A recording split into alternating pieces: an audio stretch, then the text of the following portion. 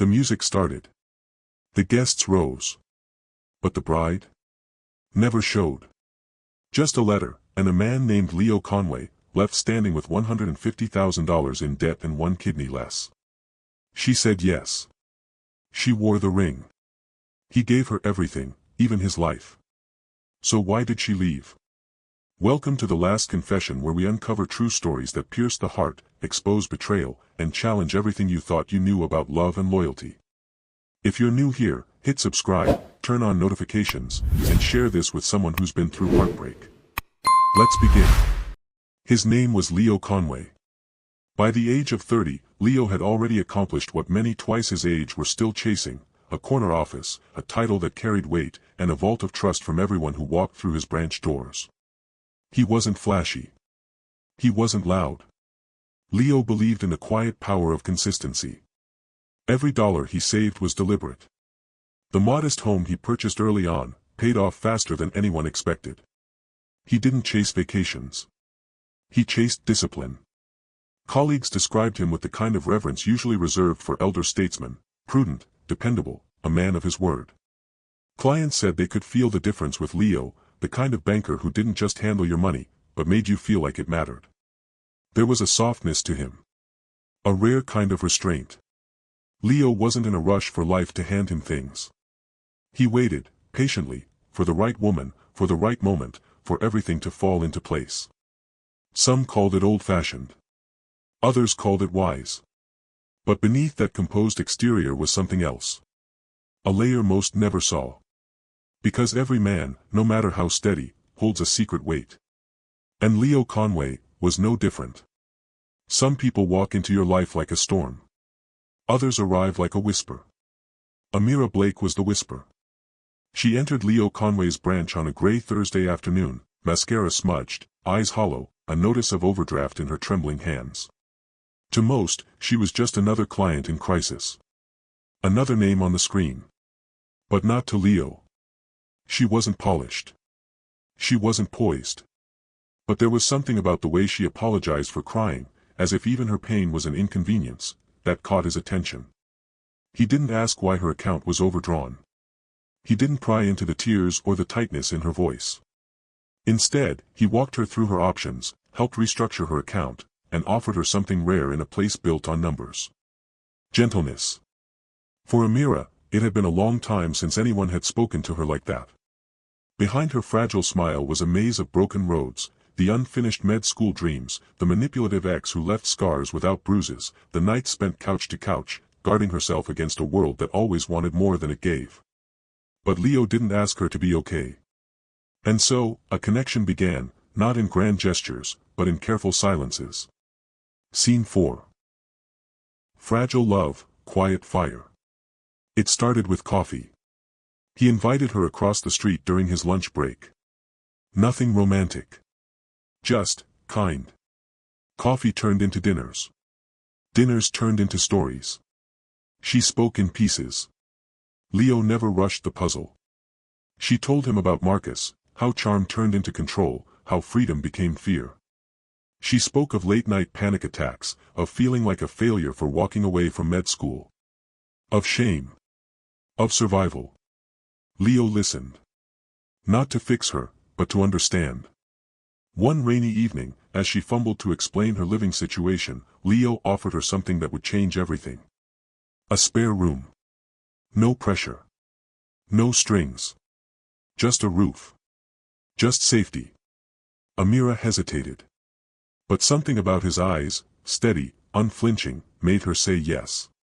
And in that modest two-bedroom house, once meant for a family Leo never found, she began to feel something she hadn't in years. Safe.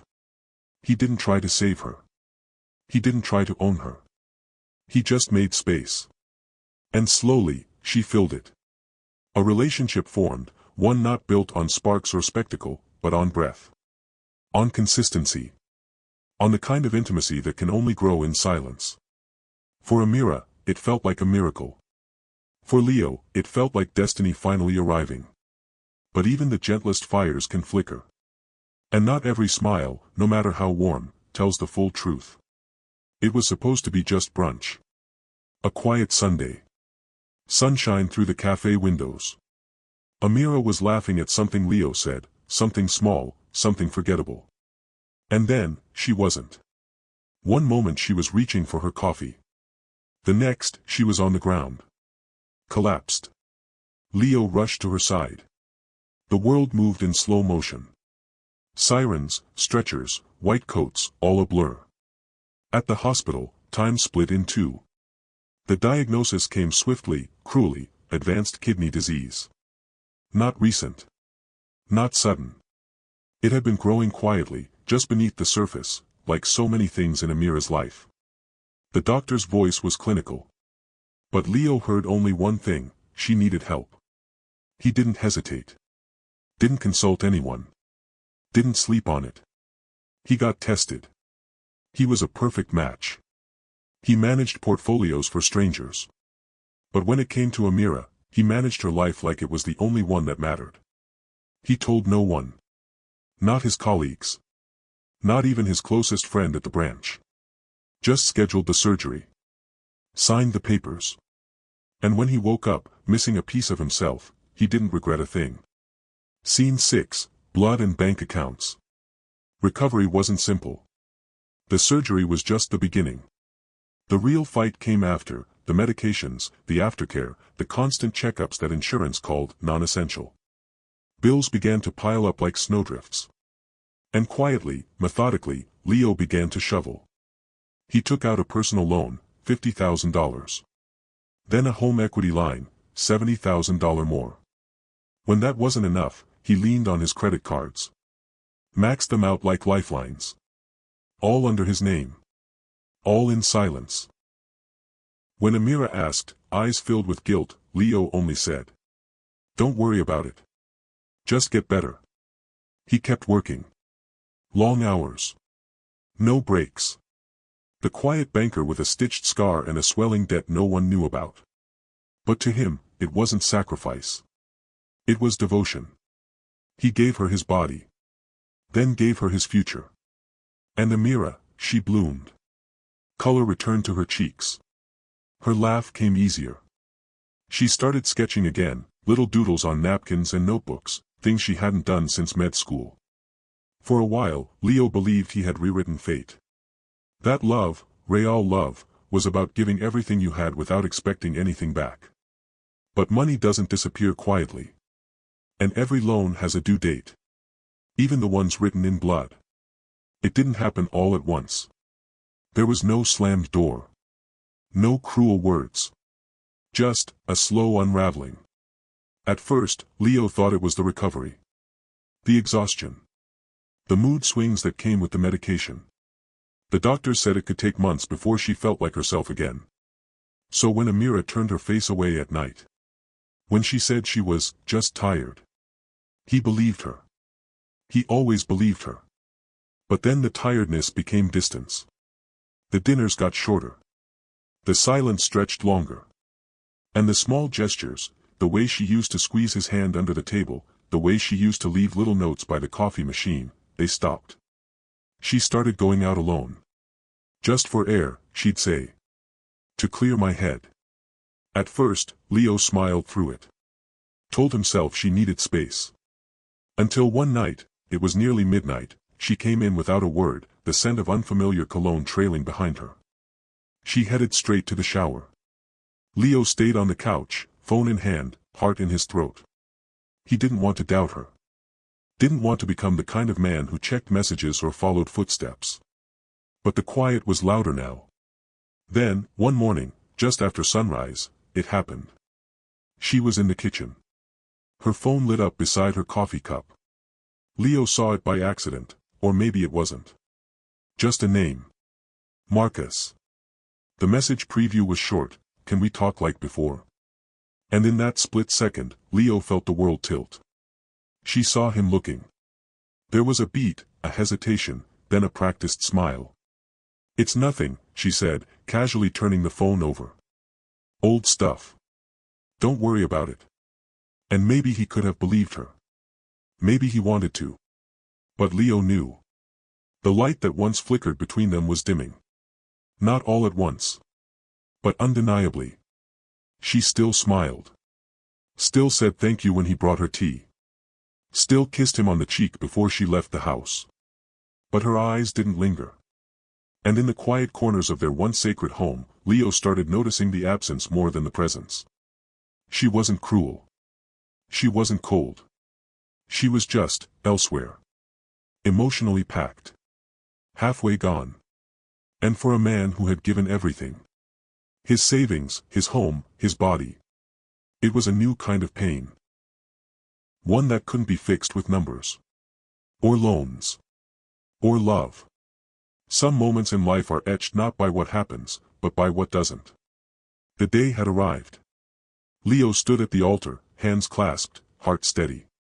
The venue was adorned with white lilies, Amira's favorite. Rows of chairs filled with friends, family, colleagues, all gathered to witness the union of two souls. He glanced at his watch. 5 minutes passed. She's just running late. 10 minutes. Traffic. 15. A murmur began to ripple through the crowd. Then, from the back of the hall, movement. Not Amira. Her cousin, clutching a sealed envelope, walking with hesitant steps down the aisle.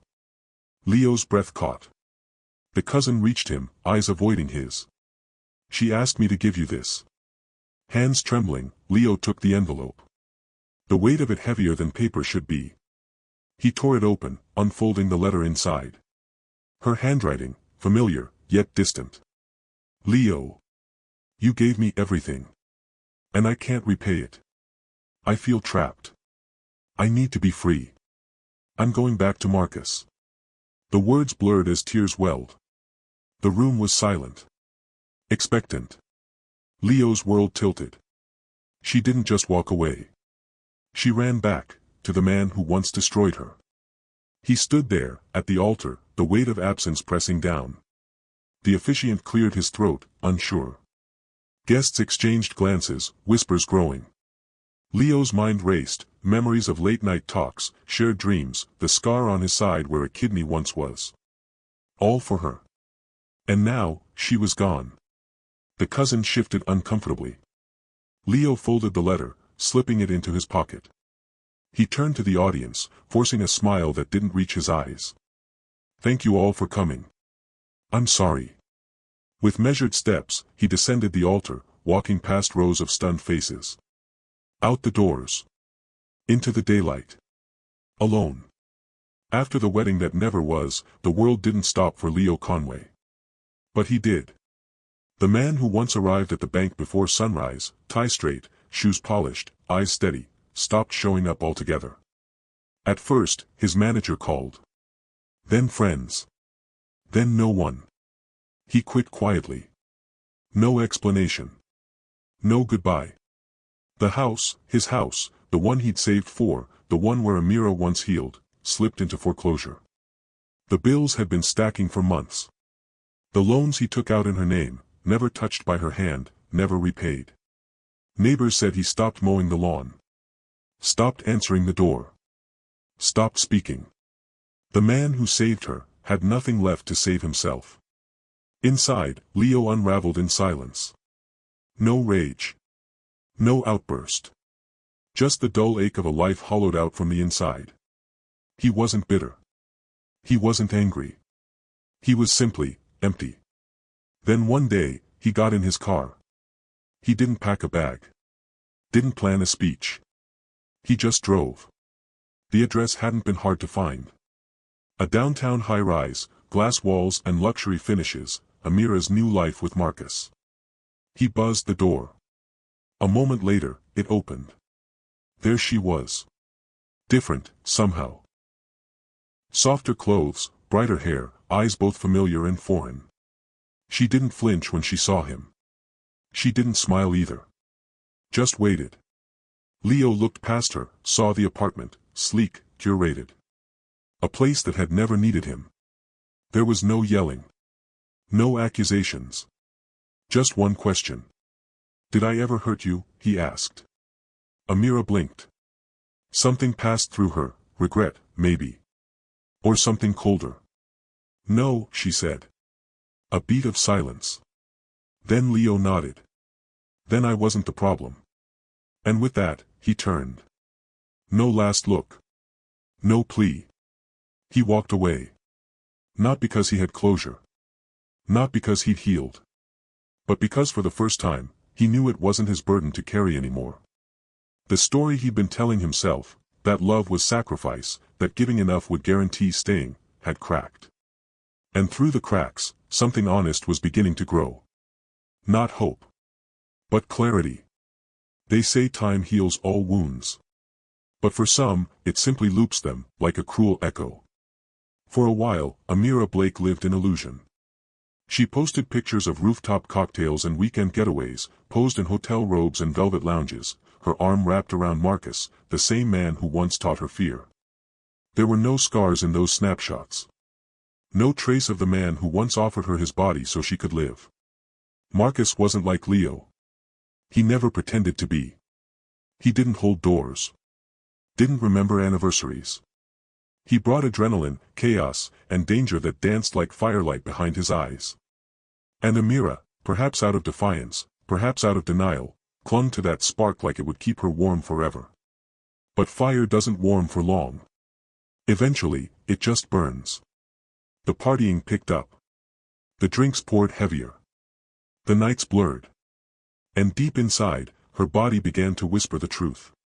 A truth she didn't want to hear. The kidney was failing. The same one Leo had given her. At first, it was dizziness. Fatigue. Swollen ankles. Then one night, after a club in Midtown, she collapsed in the street outside a bar. Marcus was there.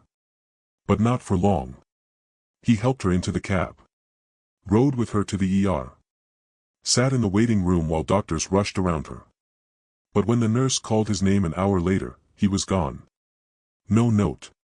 No explanation. Just vanished. Amira woke up in a white room with tubes in her arms and no one by her side.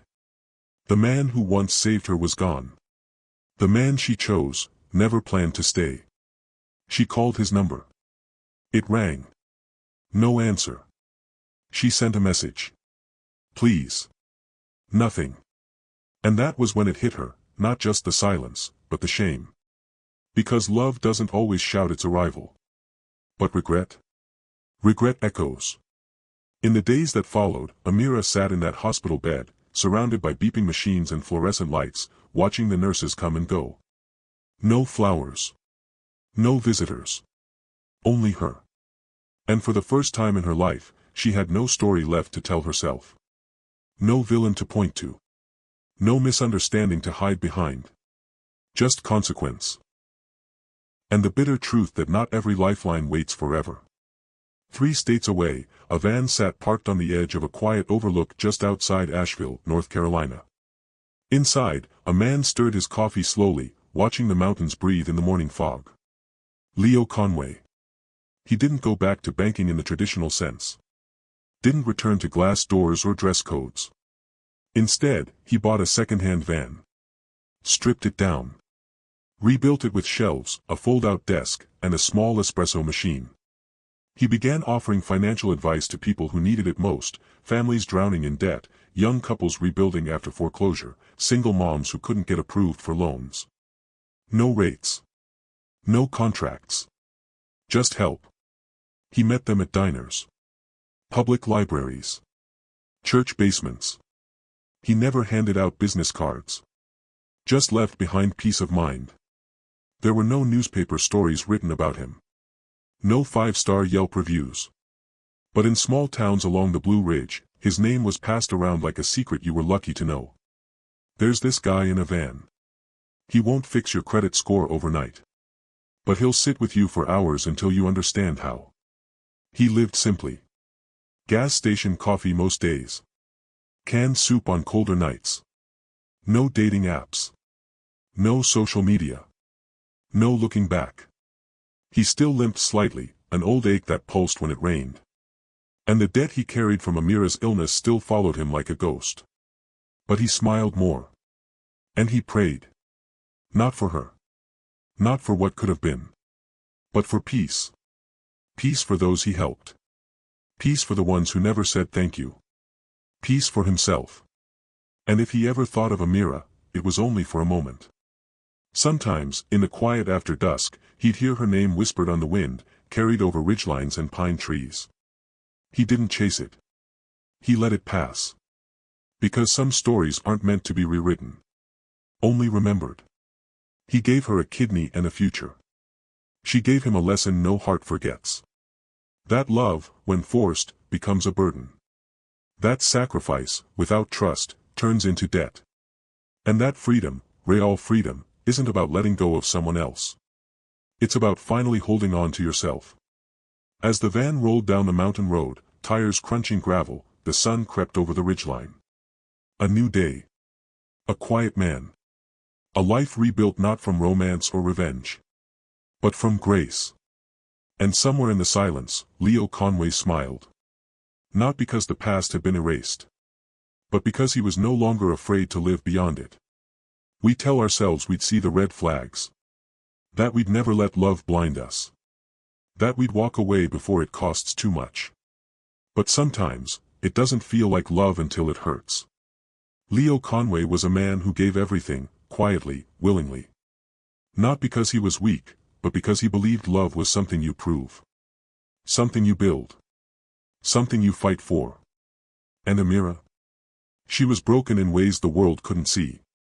Looking for freedom, but running from herself. She didn't ask for a hero. She didn't want a savior. But she found one. And walked away. So tonight, I ask you. Would you give up your health, your money, your future, for love?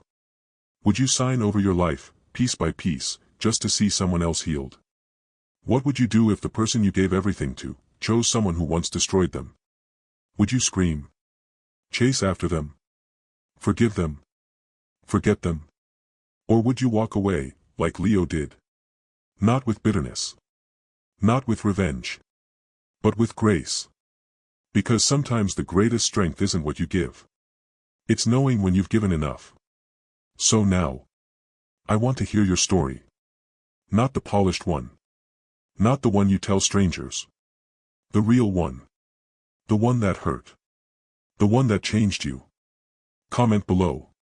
Someone out there needs your story too. Someone who's been left behind. Someone who's trying to hold on. Remind them they're not alone. Because heartbreak isn't just a moment, it's a mirror. And what we see in it, can break us. Or build us. And if this story stayed with you. If this story stayed with you. If Leo's silence said more than words ever could. Subscribe to The Last Confession. For more real stories that cut deep, challenge beliefs, and stay with you long after the screen fades. Because truth doesn't need an alibi. It just needs to be told. And sometimes, the truest crime isn't the one that breaks the law. It's the one that breaks the heart.